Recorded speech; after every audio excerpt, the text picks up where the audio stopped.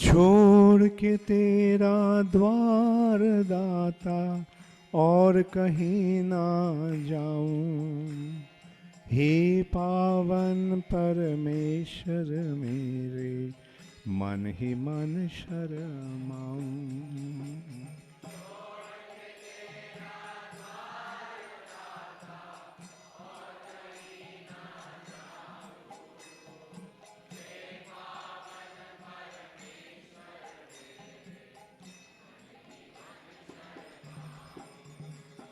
छोड़ के तेरा द्वार दाता और कहीं ना जाऊं, हे पावन परमेश्वर मेरी मन ही मन शरमाऊं।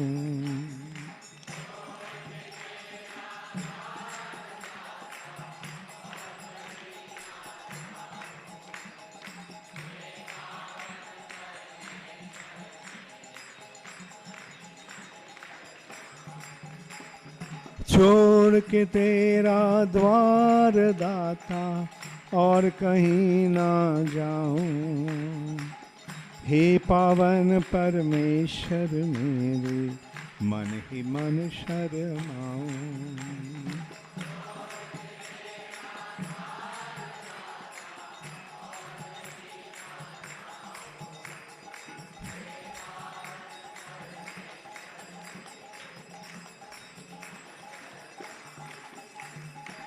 हरे कृष्णा कृष्ण कृष्ण हरे हरे, हरे राम राम राम हरे हरे।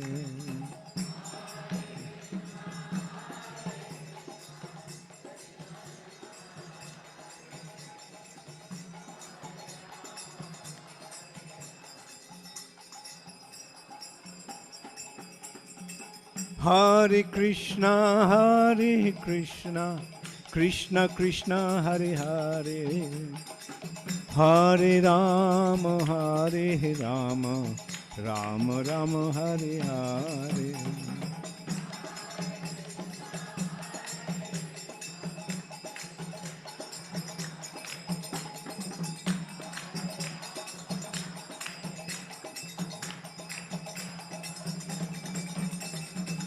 हरे कृष्णा कृष्ण कृष्ण हरे हरे, हरे राम राम राम हरे हरे। हरे कृष्णा कृष्ण कृष्ण हरे हरे, हरे राम राम राम हरे हरे।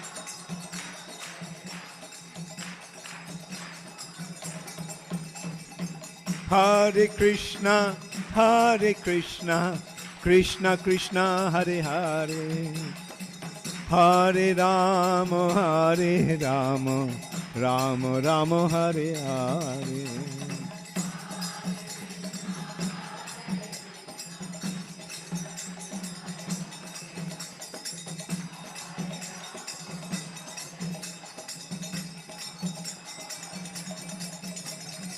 हरे Krishna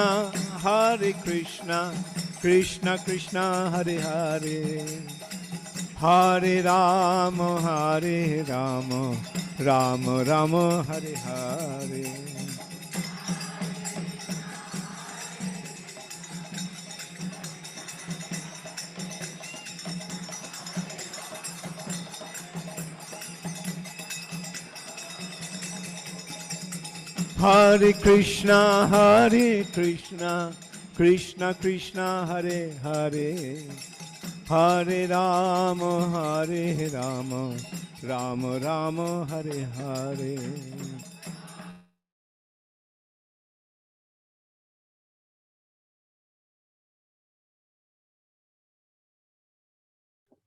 Hare Krishna, Prabhuji. Please accept my humble obeisances. Hare Krishna. Hare Krishna, all glories to Srila Prabhupada. Hare Krishna. Jai. How are you? Fine, Prabhuji. Hare Krishna. So today we are very fortunate and blessed to have association of His Grace Madhusevita Prabhu. I would like to give a brief introduction about Prabhuji. Prabhu joined ISKCON in Kathmandu, Nepal in 1973 and got initiated by Srila Prabhupada in 1974. And from 1974 to 77 served as the temple commander in Sridham Mayapur, during which His Holiness Bhakti Charu Swami Guru Maharaj joined ISKCON, and Prabhu continued to serve as the vice president in ISKCON Kolkata from 77 to 81, and twice served as a GBC chairman in 1977, 78, and 2010 and 11. And Prabhuji is an occasional musician, guitar and vocals. He is known to serve his guests with incomparable hospitality and warmth. So today we are very fortunate to have Prabhu's association, and we are going to hear various pastimes from Srila Prabhupada life, and a lot of interactions with His Holiness Bhakti Charu Swami Guru Maharaj. Like we all would have read the offering by Prabhu, which was very heart touching. So we welcome Prabhu for today's session for remembering His Holiness Bhakti Charu Swami Guru Maharaj. We welcome Prabhu by loudly chanting one time Hare Krishna Mahamantra. Hare Krishna, Krishna Krishna, Hare Hare, Hare Rama, Hare Rama, Hare Rama Rama, Rama, Hare Hare Rama, Hare. Rama Rama, Hare Krishna. Jai Srila Prabhupada. Jai His Holiness Bhakti Charu Maharaj. Can you hear me? Can you all hear me? Yes. Yes, Prabhuji. Okay. Hare Krishna. So, what can I say? I haven't prepared any discourse or any presentation. All I can say is that I think of Bhakti Charu Maharaj every day. Every day he comes back to my mind, even though, it's a busy life, so many things to do, so many services Krishna has given, responsibilities, disciples, everything. But he comes into my mind every day. And I miss him like anything. Somebody is writing here, Hindi, I'm sorry, Hindi, Janta, I don't know Hindi. Alpo kichu Bangla jani, I know a little bit of Bengali. I'm sorry, I already forgot because I left Bengal 40 years ago. So I'm sorry, I'll have to speak English. So as I was saying, I think of Maharaj every day. I thought that with the passing of time, I would sort of, like many things are not forgotten, but, they take a place in your memory, and they are there without invading your consciousness, your mind. But the relationship, and I'm not trying to look better than others, or, Maharaj had wonderful relationship with many brothers, with many God brothers. But he told me that his relationship with me, our relationship, was very, very, very special. When I, of course, as you know, it started in a bit of a rough way when I was the temple commander. Under the instructions of my authority, I had to grill everyone. Everyone had to work like anything till they almost fainted in Mayapur. We were few devotees and so much to do. So Bhakti Charu Maharaj, at the time Bhakta Kishore, was one of my victims. I would go and say, stop reading. Come on, there is a lot to do. You know, why don't you get something practical done? I was trained like this. It was not only on him, but anybody and anybody. So the first approach was like this. And but then in the core of my heart, I always felt that this person is special. It looks like Bhaktisiddhanta Saraswati so much. I was thinking like this as a young devotee. I was thinking, wow, it looks really like Bhaktisiddhanta Saraswati Goswami. So I was feeling a little shy in getting on his case many times. I felt, whoa, maybe I hope I'm not doing something wrong. But again, my authorities were pushing the Jayapataka and Bhavananda and Swamis and Shatadan, you know, everyone, come on, you know, get everyone to work, you know. Some messages arrived that my internet is weak. I don't know what to do. Is the best connection that I can get here in Italy. It's generally a good connection. I hope it's not too bad. I'm so sorry about it. So anyhow, these days in Mayapur went through, and Maharaj immediately, you know, became a sannyasi almost immediately, and that shocked everyone. And Prabhupada had never done anything like that. So when he came back, we all thought, no, now he's going to look down at us. You know, now he's a sannyasi. We are just commune brahmacharis.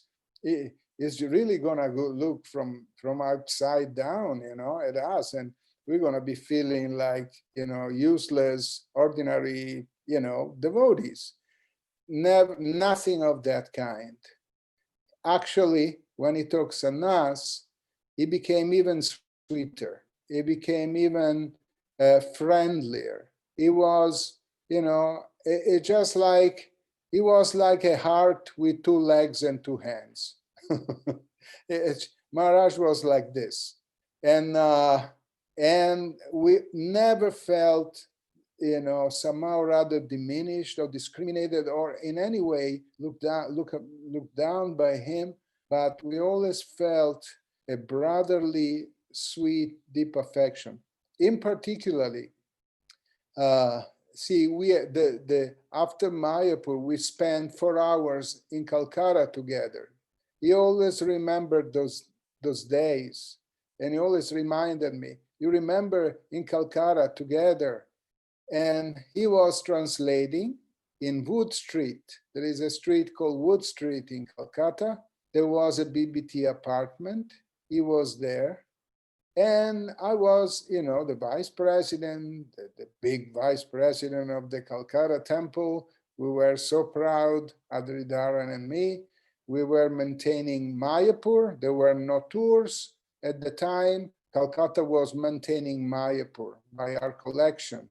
And we were also maintaining, you know, BBT. You know, we were, you know, like the money dynamos, the one who were creating the wealth of the whole place, including Mayapur. So, but Bhakti Charu Maharaj was absorbed in his service. But even though he was absorbed in his service, he always had time to come and spend, you know, sweet moments together, and always caring. See, my liver,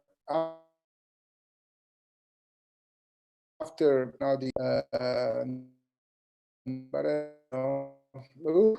it was difficult. What, you know, what it was, the no mineral water. We couldn't get mineral water in the temple at the time. You know, the finances wouldn't allow it.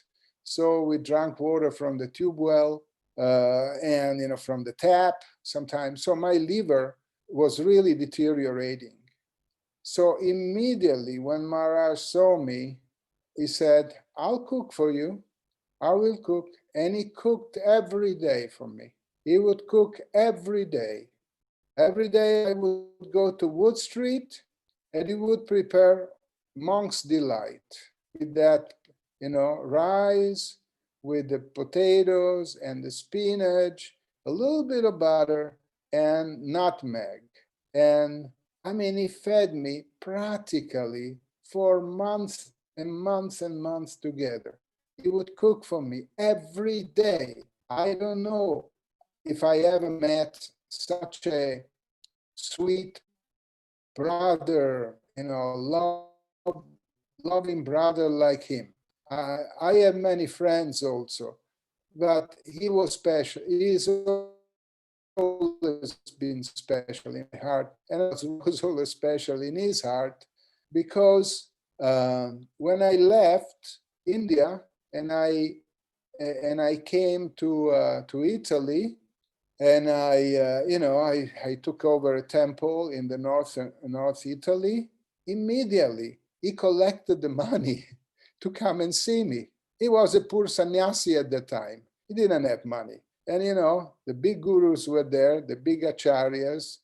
And, you wouldn't, even though you were a sannyasi or you couldn't get money easily, no disciples, no donations, but he collected the money somehow or other. I think I helped a little bit. And then he came immediately in 1981. He came to see me immediately. He came to see me and we embraced. He came to the temple. It was called Galarate there. We embraced. And the first thing he said, can I cook for you? That's the first thing he said, can I cook for you? And immediately went to the kitchen and cooked, because he knew I was missing his cooking. And then every year he was coming and staying with me. We did the first Nirjala together, so many things. And he always came, and our relationship was so deep. We talked about everything. Whether I had a problem or he had a problem, we talked about it together. I mean, like, dadati pratigrinnati guyamakkati parichati bhuntam bunjayate chaivam sadvidam pritilakshanam. These are the 6 loving symptoms. I can say that within this movement, amongst my brothers, the devotee, the brother with whom I had the most loving exchanges, the deepest loving exchanges, was Bhakti Charu Maharaj. And I, at every stage, at every step, we discussed the future of the movement. What was his feeling? What were my feelings? Together, always in a very deep way. I cannot say, of course, well, secret. And then, and we exchange gifts, and not only gifts, we open our hearts to each other, but the biggest thing, we cook for each other. He cooked for me a lot, but I also cooked for him. And, when he used to come, he used to be proud, saying, look, Madhu, I make the best pizza in the world. I said, come on, you're from Bengal. How can you make the best pizza in the world? That's not bona fide, But, he said, I have a special recipe, and he had this recipe of a pizza with provolone cheese, which is a very, heavy cheese, and he would put a big layer of provolone cheese on the pizza. And I said, Maharaj, this can kill a rhinoceros, but it was so tasty that I had to admit that it was delicious. But then I retaliated and I cooked lasagna for him. And he had to admit that I make the best lasagnas in the world. He had to admit that. And he used to come to my house, and I was cooking lasagna for him. But that was a tiny, a tiny offer to him. All the cooking that he had done for me, I mean, was like an ocean, and mine was like, a teacup compared to the ocean of cooking that he had done. But we enjoyed together taking prasadam a lot. One thing that made us similar is that we put a lot of salt on everything. Not long ago, my wife had cooked something. Ali Krishna Devidasi, she is the first Italian devotee. She joined in 72. And she is not an excellent cook, but she is a good cook. She cooks. Okay, so she cooks something. And then Bhakti Charu Maharaj and myself, we said, wow, it's without salt. So we start putting salt. I mean, a lot of salt. So Ali Krishna was terrified. She said, what are you doing? It's like, you're gonna die if you put all this salt. You're exaggerating, she was saying to us. And Bhakti Charu Maharaj told her, I'd rather die than eat without salt. So, and we continue putting salt on it. So, for me, it was, Maharaj and me were family.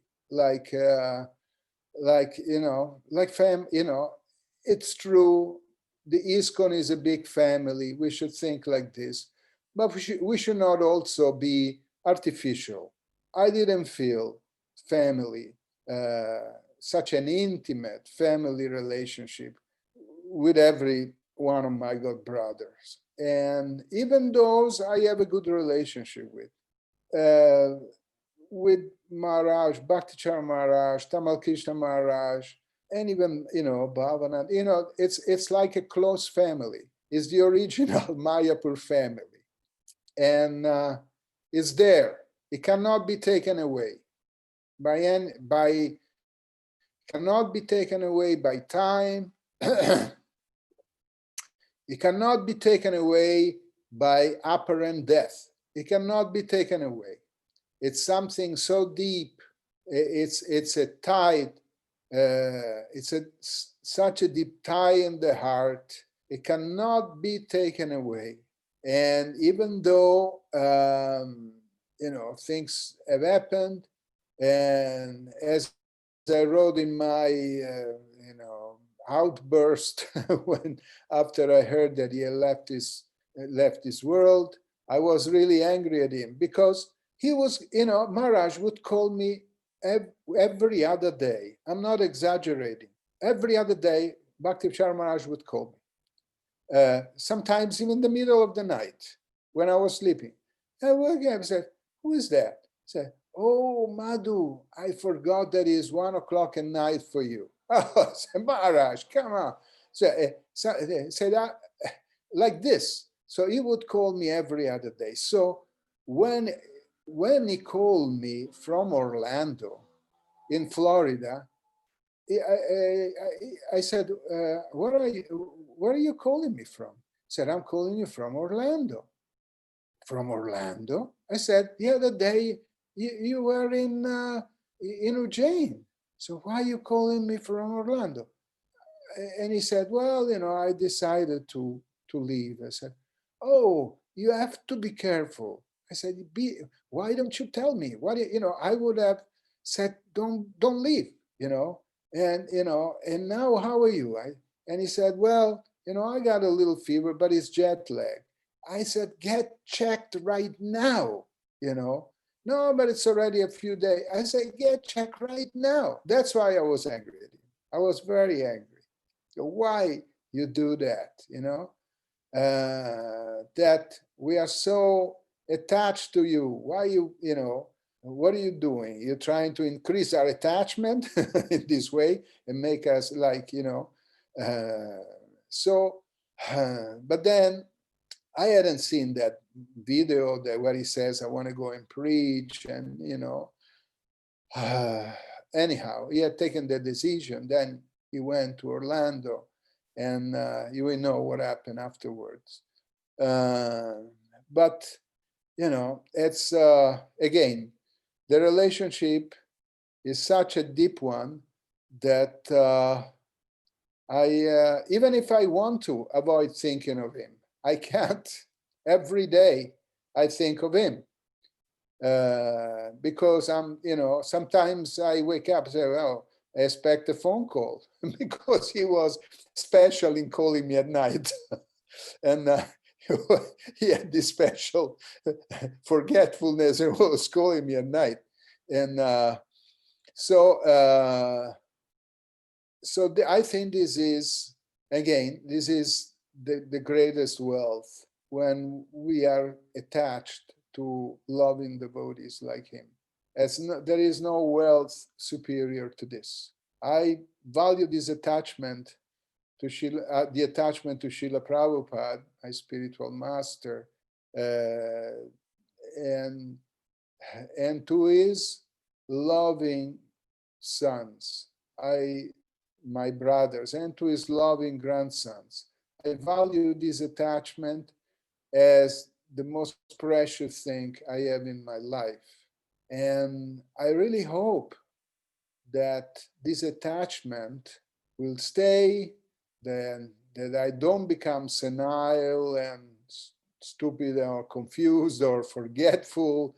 I want to remember, and I want to cultivate this attachment in my heart till the last moment of my life, till my last breath. Because this attachment is the rope that will take me back to Srila Prabhupada's lotus feet and to Krishna's lotus feet. So let's not forget, Maya is very strong, and one of the weapons is out of sight, out of mind. That's one of the weapons that Maya has. That when one doesn't see, you know, the memory fades away, and one, you know, it becomes a faraway remembrance or something. Let this not happen. You know, let's cultivate this remembrance and attachment. This attachment goes to the spiritual world, straight to the spiritual world. Is not a sentiment or an emotion of this world. This attachment is devotional service. This attachment is pure devotional service. Is the essence of pure devotional service. This emotion created by the attachment, the longing for getting back the association, the embrace, the hug of the devotee, the embrace, you know, like that. There is nothing deeper than that. So let's, you know, I will cultivate it. I want to go back. I want to go back home, back to Godhead. I want to discover what the spiritual world is. But it wouldn't be sufficient for me if I couldn't find, of course, Srila Prabhupada, but Bhakti Charu Maharaj, Tamal Krishna Maharaj, all these incredible devotees, brothers that you know, are parts of Srila Prabhupada's heart. And actually, I don't want to go back home, back to Godhead if I don't find them, because I would be missing. But I know that back home, back to Godhead means to go back with them and find them there. So in particular, Bhakti Charu Maharaj was my best friend. I'm sure many devotees told you that, and they felt like that. I do think, without pride, I hope without, there is no pride in what I'm saying, that he felt that I also was his best friend. He told me, and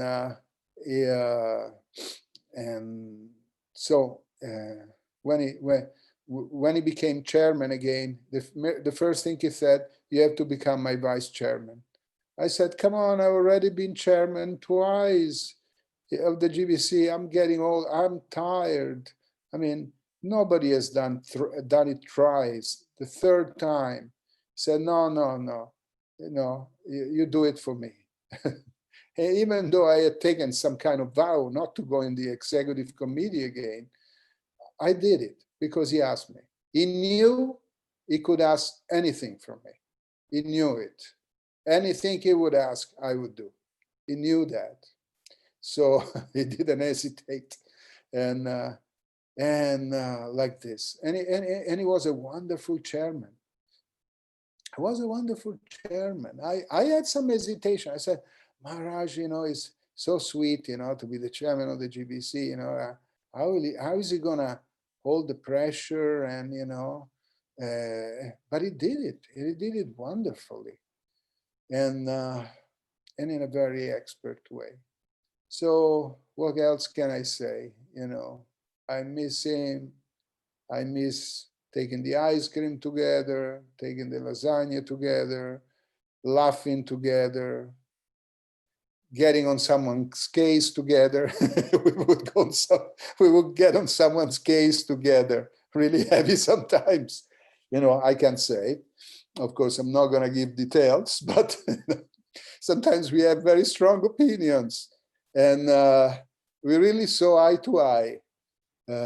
We were the ones who started there were 6 divisions that the GBC body created in Italy in 2006, 6 topics, and one was Srila Prabhupada's position. Bhakti Charu Maharaj and myself started that, and then others were added later. We were, adamant. I don't want to say fanatic, because we weren't fanatic. We were determined, like anything. And I want to underscore it again, determined to push Srila Prabhupada's position as the founder Acharya of this movement. So this booklet that Rabindrasvarup Prabhu wrote, this was the brainchild of Bhakti Charu Maharaj and myself. Immediately we said we should write a book on Prabhupada's position. We did it. We pushed it. We pushed it in the committee. We said, there must be a book coming out. There must be a book coming out. And then later on, Rabindra's Swarup was added when we had the meeting in New Vrindavan. And then we asked him to write it. We checked it, everything. And everything that is contained in that book was coming from, the members of the committee. And I can say that Bhakti Charu Maharaj, he contributed enormously. The last thing that we were discussing before this whole thing happened is, I can tell you, it's not going to die here. It's not.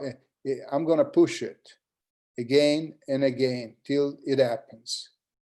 Once I had written in a Vyasa Puja to offer it to Srila Prabhupada, I think in 2008 or 2012, I can't remember, because Bhakti Charu Maharaj was saying, we have to establish Prabhupada as a Sampradaya Acharya, which is, something that people, Sampradaya Acharya, like, that's, Brahma is the Sampradaya Acharya, or Madhva is the Sampradaya Acharya, etc. But the Sampradaya took a special turn. So I told Maharaj, look, here is the Vyasa Puja offering that I wrote. I don't remember when, 2008 or 2010. I can find it for you if you want to. And I had written Prabhupada is the Acharya of the Brahma, Madhva, Gaudiya, ISKCON Sampradaya. And Maharaj said, yes, Madhu, you hit the nail right on the head. He told me that. So that was our plan before he left, that we have to establish Prabhupada as the Brahma, Madhva, Gaudiya, ISKCON Sampradaya Acharya. That is the meaning of founder Acharya.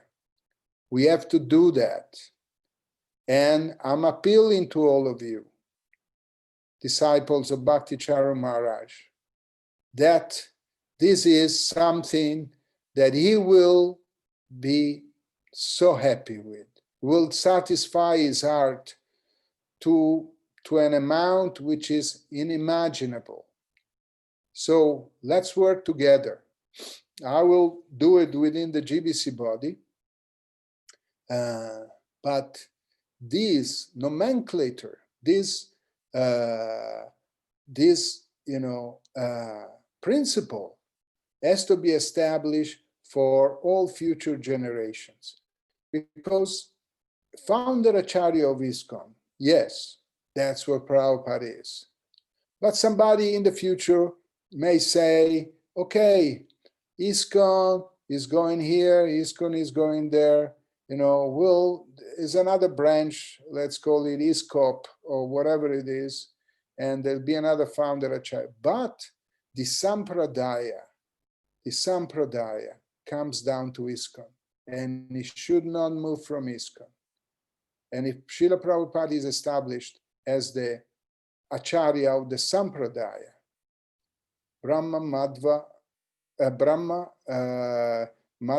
Gaudiya, ISKCON Sampradaya, then this will stay for thousands of years.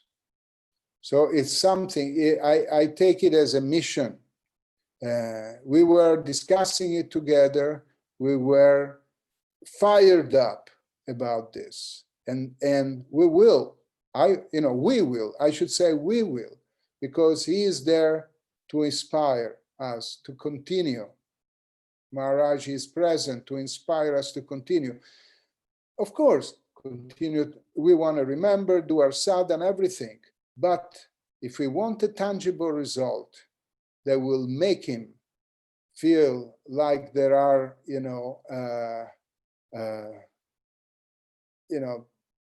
rivers of ecstasy flowing, if we establish Srila Prabhupada as a Sampradaya Acharya. Some may want to offer different philosophical opinions or whatever. We'll have to fight it. But it is something that, for the glorification of Srila Prabhupada is essential. So I have spoken a lot. Many of you may have fallen asleep, and my presentation was not very well articulated. I apologize for that. I try to speak from the heart, and what can I say?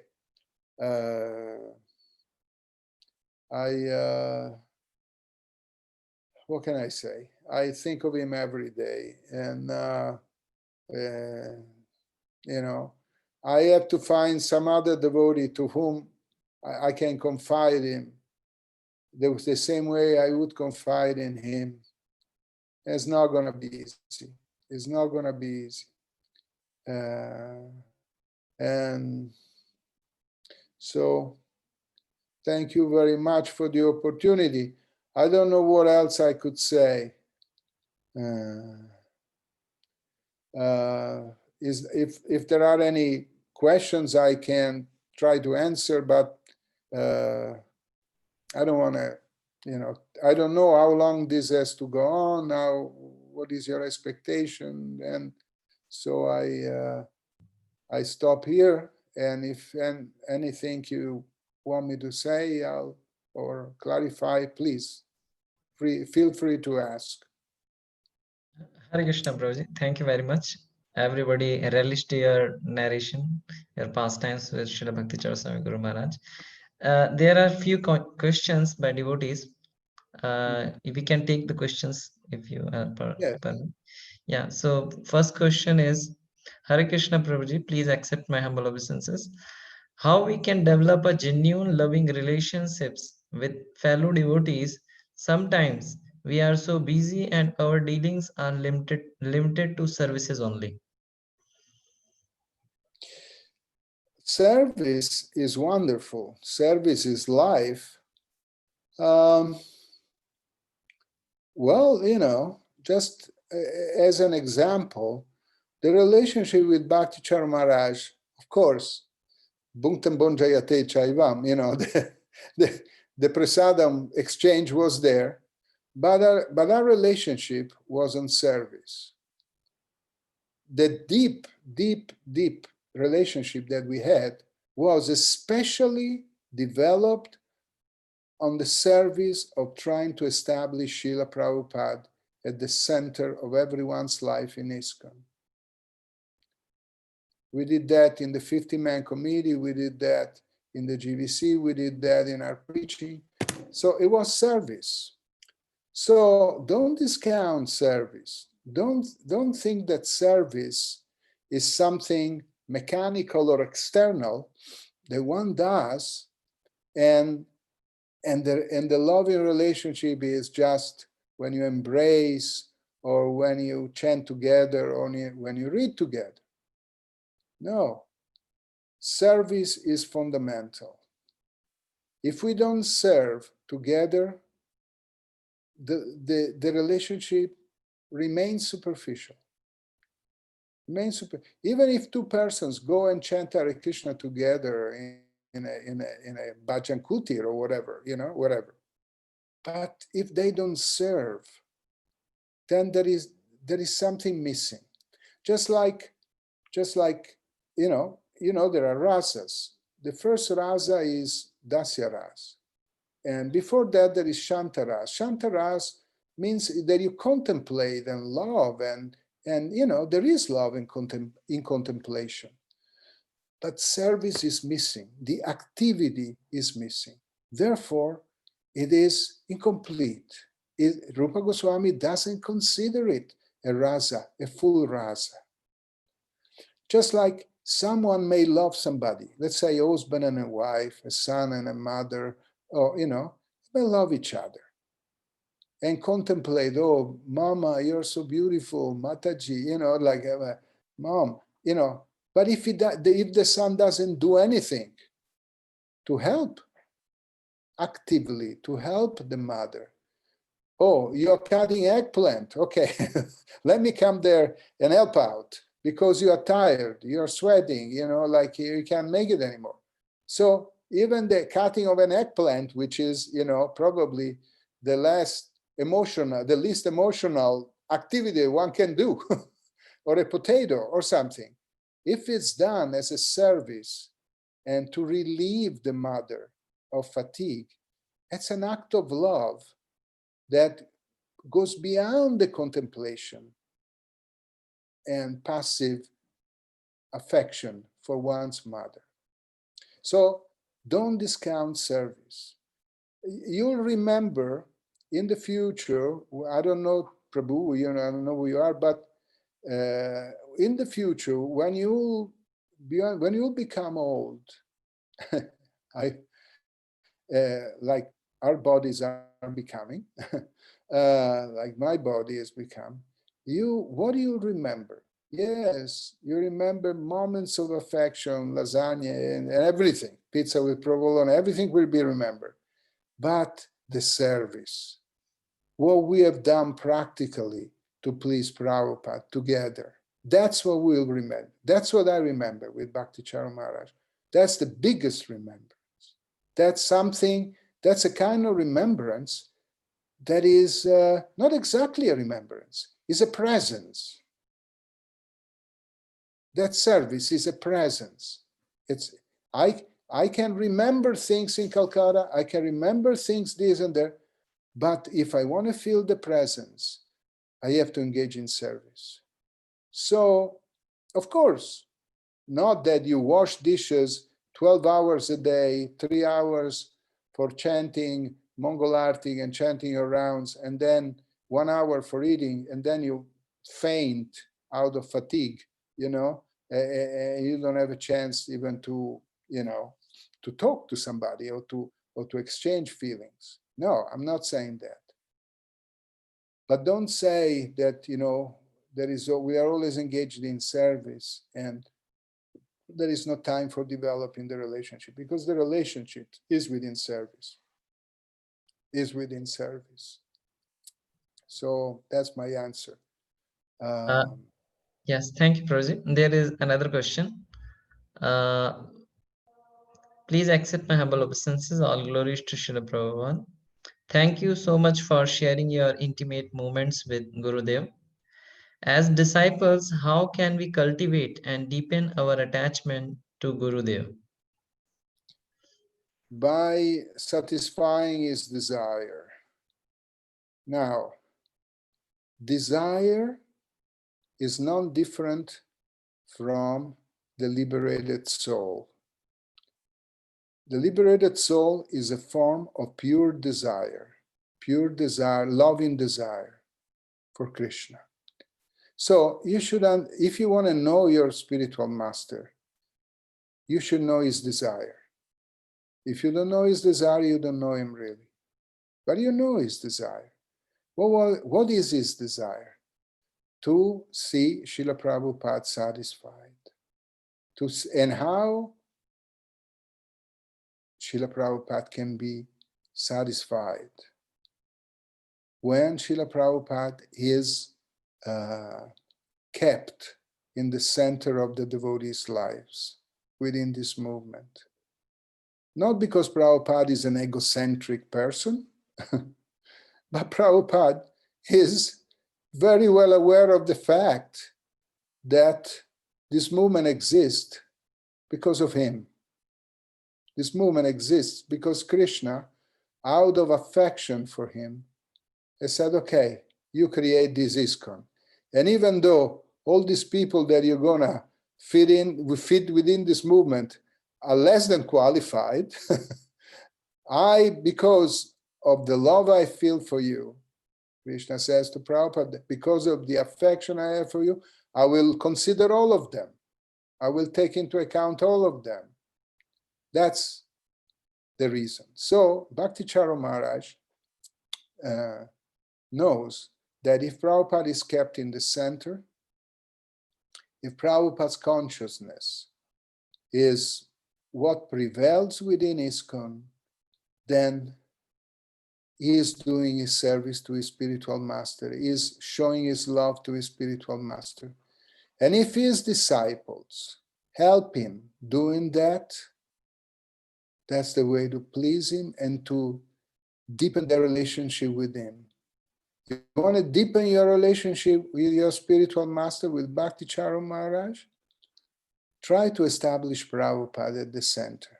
Talk about Srila Prabhupada. Fight to establish Srila Prabhupada in the center of everyone's life. Try to do something that will keep Prabhupada for generations, not just for the next 5-10 years. After 10-20 years, we'll all be gone. Devamrita Maharaj rightly said, this will be the decade of tears. We're all 70 years old.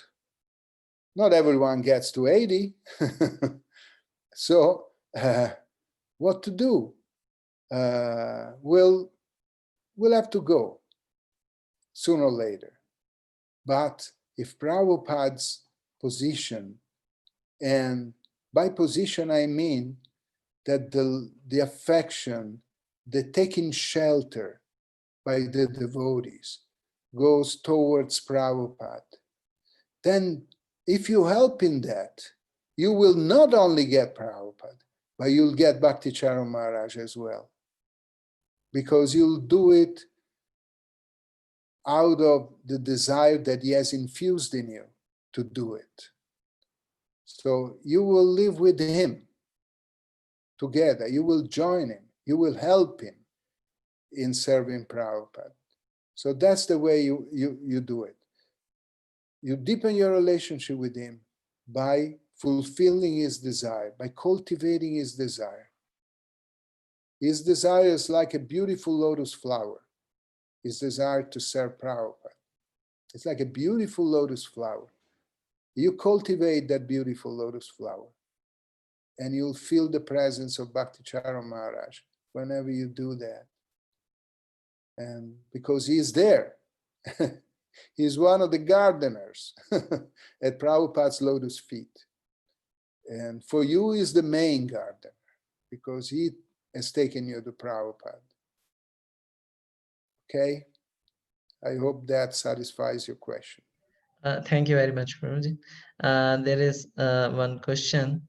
Would you like to share any pastime when you saw our Guru Maharaj in anxiety, tension, or anger?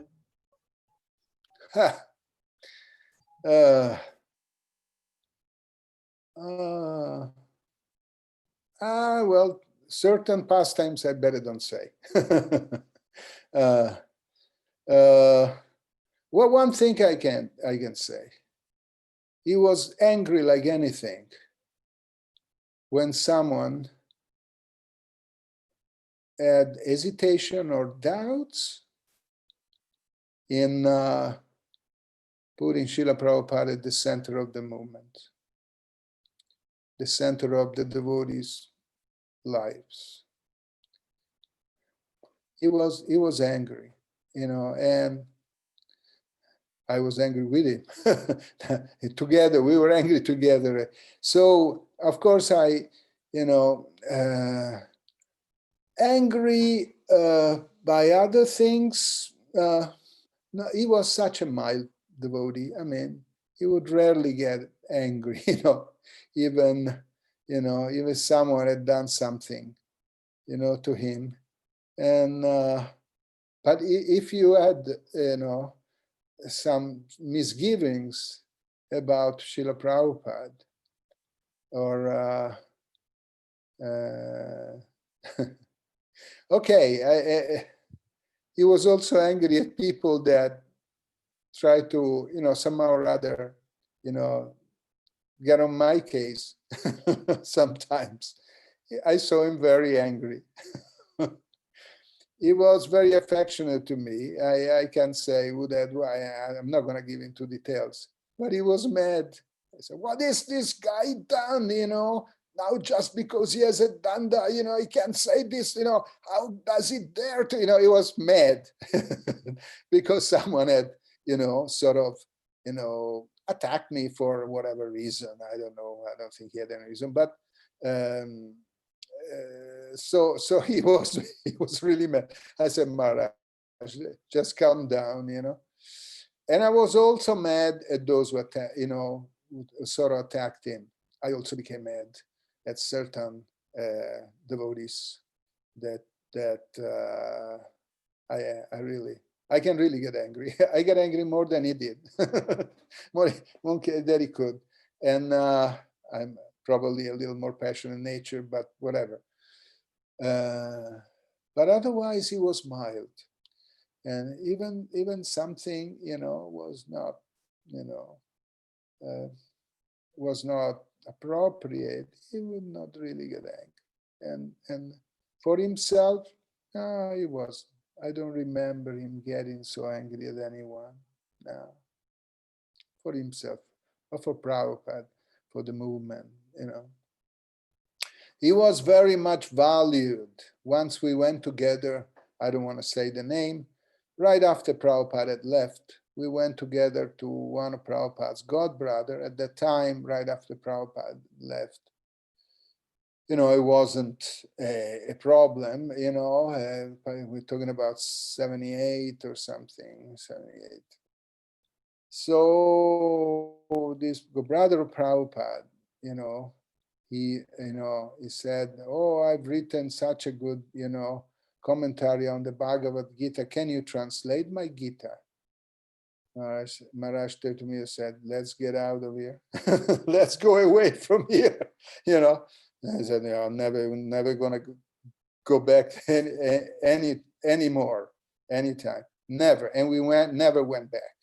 So, yeah, it's not that we were deep, so deeply, friend, we would walk end by end sometimes. Devotees think, oh, especially Western devotees, what these guys are up to, walking end by end. In India, you do it sometimes amongst brothers. You walk hand in hand, So it wasn't just because, I don't know, we liked each other or for some, whatever, external reason. We were deeply affectionate to each other because of our common love for Prabhupada, because of our attachment to Prabhupada. That's the thing. So again, that's the key for everything. You want Bhakti Charu Maharaj, glorify Srila Prabhupada on his behalf. Try to follow what he wanted, and you'll get Bhakti Charu Maharaj. You'll find him. You'll find him in your activities, in your service. You'll find him again. Okay. So. Yes, there is few more questions. Oh wow. There is one devotee is asking, there is one devotee, Prabhuji, he is asking, can you please share some unforgettable moment you had with Srila Prabhupada?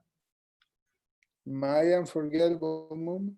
Okay, there is one when Prabhupada chastised me that I cannot forget.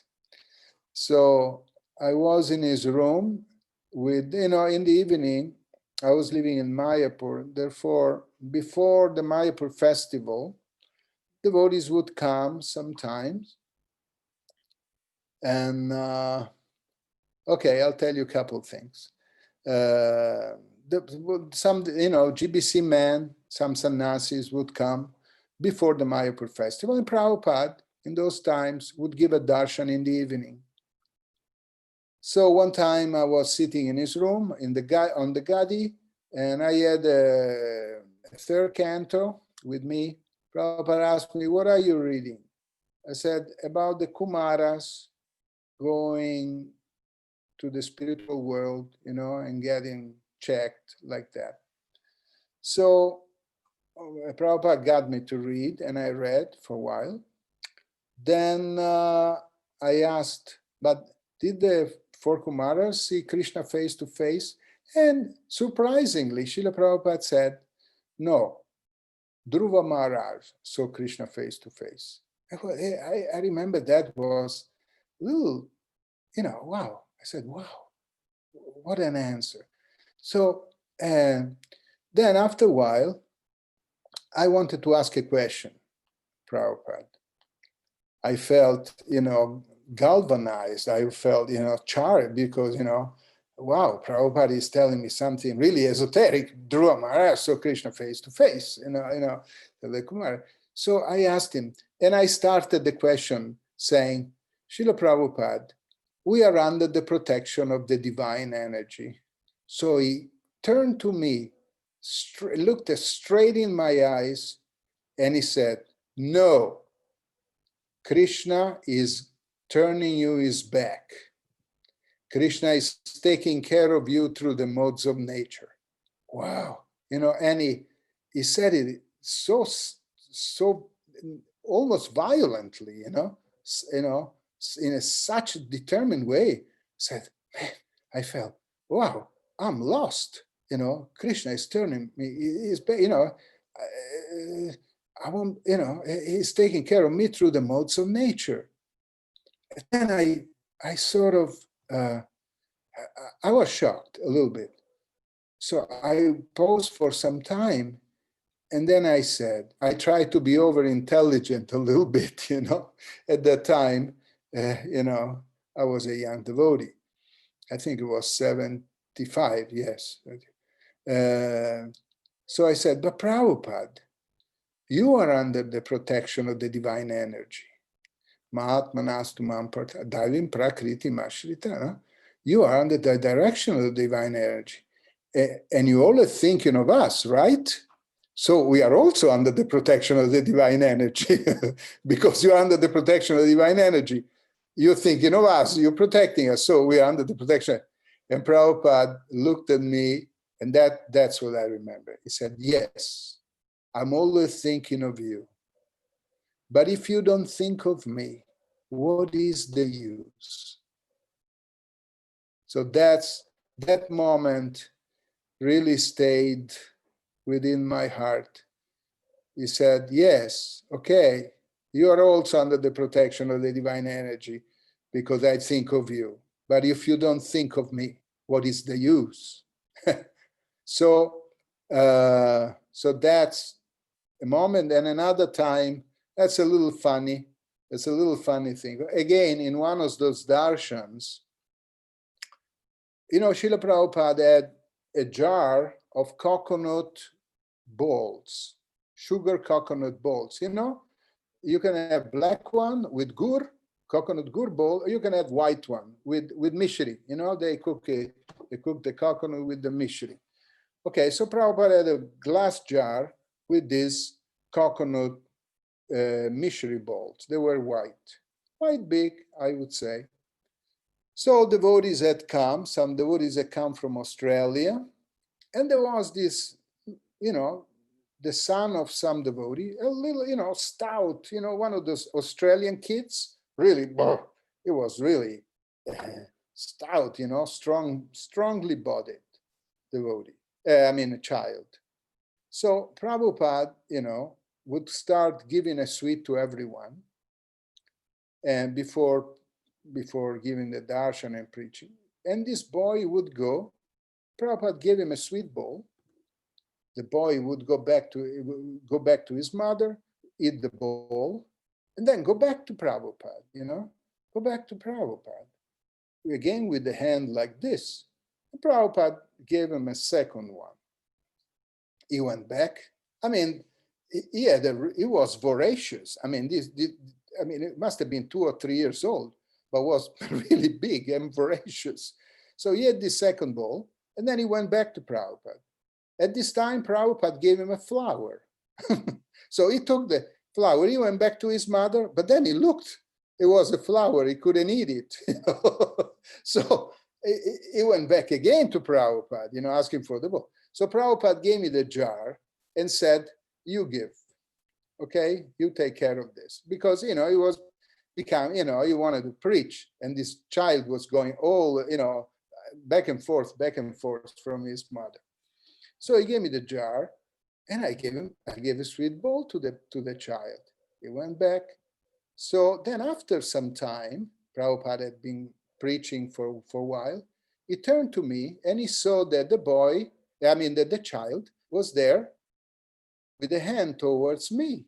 And he asked me, you haven't given? Said, he's still there, you haven't given?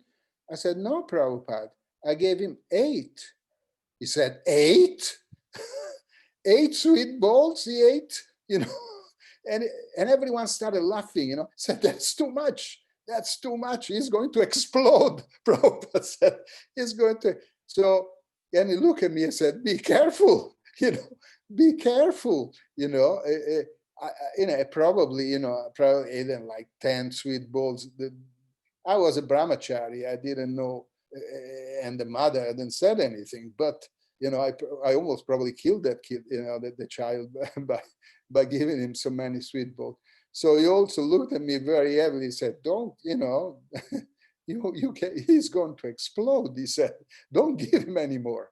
So these are things, pastimes that I remember. But anyhow, don't get me going, otherwise I'll get, Let's get into service. Let's get into chanting, serving, and remembering.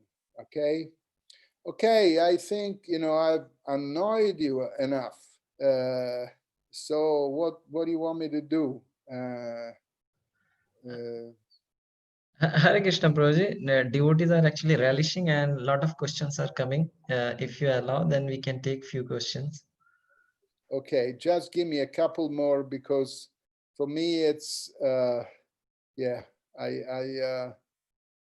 okay, go ahead. Okay, we can take this last question. This is from Radhacharan Prabhu. We heard His Holiness Bhakti Charu Swami Guru Maharaj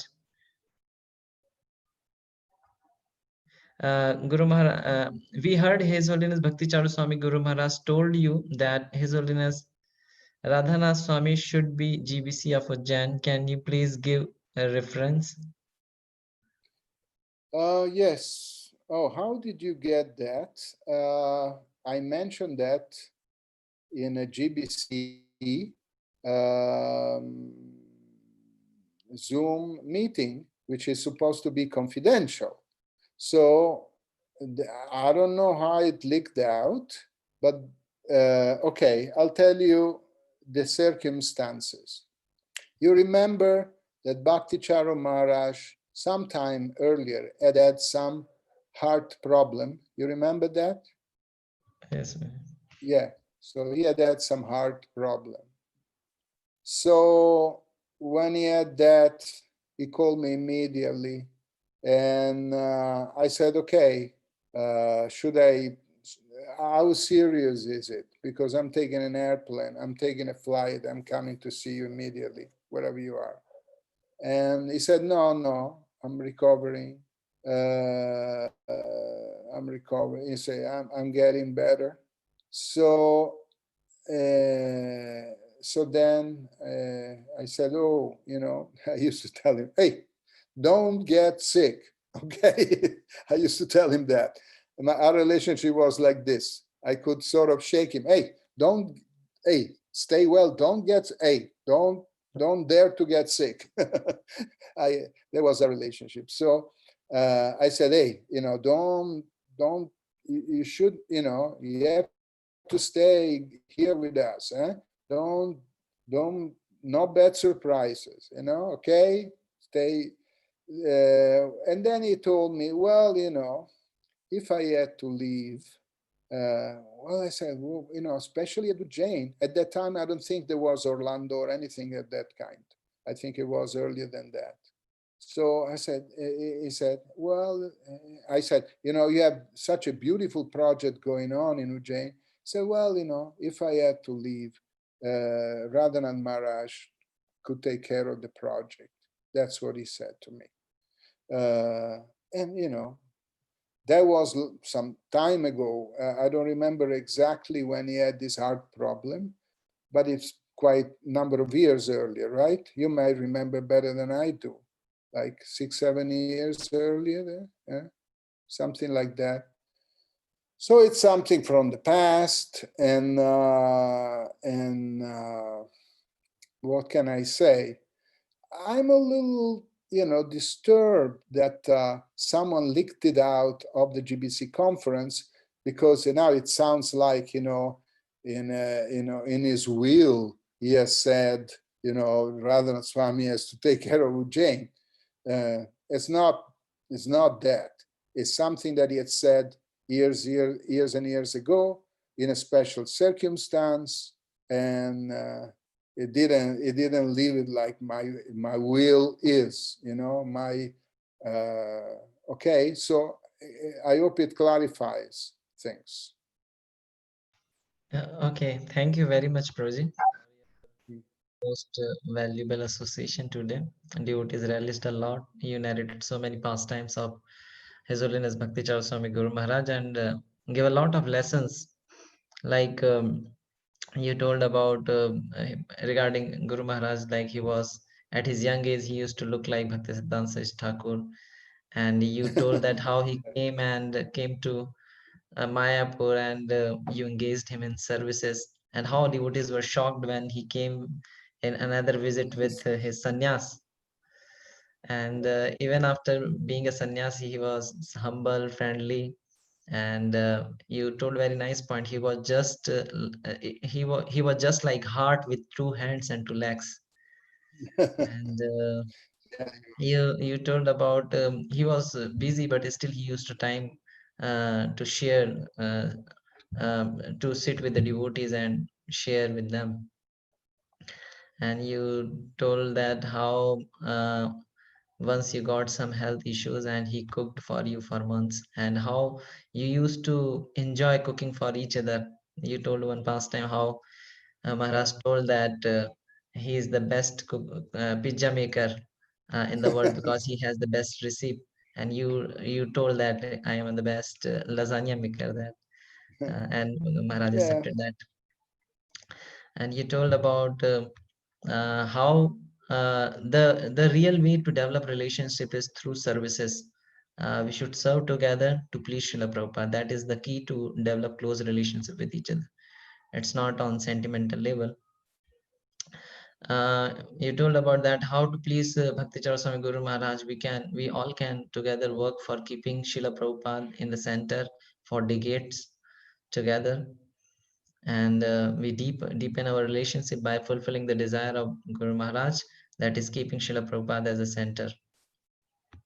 You told various pastime how he was angry, or he was anxious in anxiety, and you shared the unforgettable moments with Srila Prabhupada, that how he chastised you. So thank you very much for sharing so many wonderful things from the life of Guru Maharaj. And we beg for your blessings to empower all of us so that we can follow these teachings and can become a loyal servant of Srila Prabhupada and continue to serve in the mission of ISKCON throughout our life. We look you for your association at Ujjain. Last time you visited for GBC meeting yeah. at Ujjain, and we all are eagerly waiting for your association here at Ujjain again. So Yes, I will come. I will come. I had promised many times. Every time he used to tell me, I'm coming to you every year. And you never come to a Jain. It was actually he even said, I'm calling you every other day, but you never call me. Now, every time he was keeping the accounts, how many times he called me. I said, okay, I'll call you every time you call me, I'll call you back. Okay, I had made this promise, and I also had made the promise to come to Ujjain.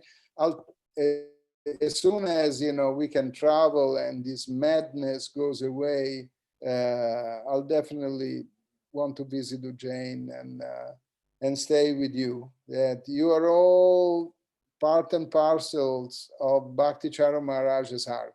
So for me to stay with you is like associating with him.